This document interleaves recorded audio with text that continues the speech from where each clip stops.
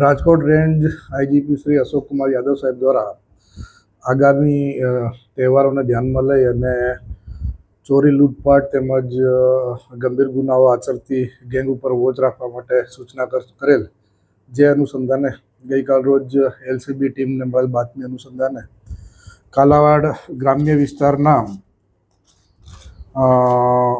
મછલીવડ અને અરલા ગામની વચ્ચે એક ગેંગ દ્વારા ધાડ પાડવાની અથવા તો ચોરી કરવાની કોશિશ કરવાની હકીકત ધ્યાને આવતા એલસીબી ટીમ દ્વારા એને કોર્ડન કરી અને પકડવામાં આવેલ.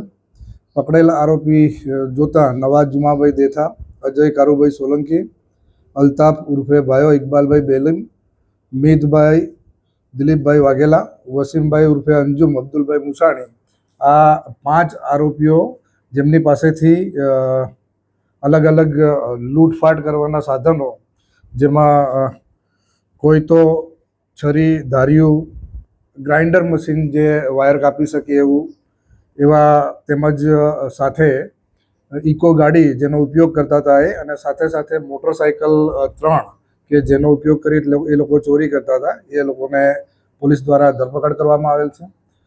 પોલીસે આ લોકોની ઊંડાણપૂર્વક પૂછપરછ કરતા પૂછપરછ દરમિયાન તેઓએ તાજેતરમાં છેલ્લા 2-3 મહિનાની અંદર કાલાવાડ ગ્રામ્ય સિક્કા પોલીસ સ્ટેશન વિસ્તારમાં ચોરી કરેલાની કબૂલાત કરેલ છે. એ ચોરીમાં આ જે મેન આરોપી છે નવાજ જુમાભાઈ દેથા દ્વારા આ વાયર ચોરી, જે કટિંગની આઈડિયા એની પાસે હતી અને આ ગ્રાઇન્ડર મશીન દ્વારા કટિંગ કરી અને ચોરી કરતા હતા અને બાકીના આરોપીઓ તેની સાથે મદદગારીમાં રહી અને કાર્યવાહી કરતા હતા. આ આરોપીઓનો ગુનાહિત ઇતિહાસ જોતા મેન આરોપી નવાજ જુમા દેથા વિરુદ્ધમાં કુલ 39 જેટલા ગુનાઓ દાખલ થયેલ છે, જ્યારે અન્ય આરોપીઓ વિરુદ્ધમાં પણ અલગ અલગ ગુનાઓ દાખલ થયેલા છે. આ ગુનાઓના પ્રકાર જોતા આ લોકો વિરુદ્ધમાં મર્ડર, હાફ મર્ડર, લૂંટ, ધાડ, ચોરી અને મારામારી, રાયોટિંગ જેવા અનેક ગુનાઓ દાખલ થયેલ છે.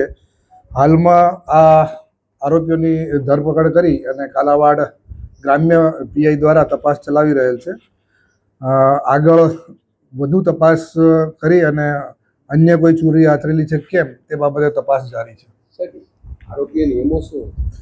આરોપીઓની એનો ઇતિહાસ જોતા અલગ અલગ છે. મર્ડરના પણ ગુના, મારામારીના પણ ગુના છે, રાયોટિંગના પણ ગુના છે અને ચોરીના ગુનાઓની અંદર લૂંટ ધાડની કોશિશનો આ બીજો ગુનો છે. એટલે અગાઉ પણ લૂંટ ધાડ કરેલી છે.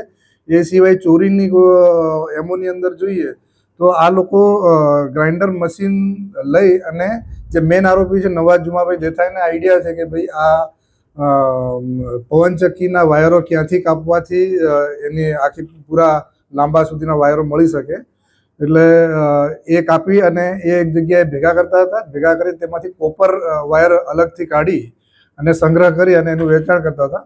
એ લોકો પાસેથી અત્યારે અટક કર્યા પછી પૂછપરછ દરમિયાન 220 મીટર વાયર પણ કબજે લેવામાં આવેલ છે.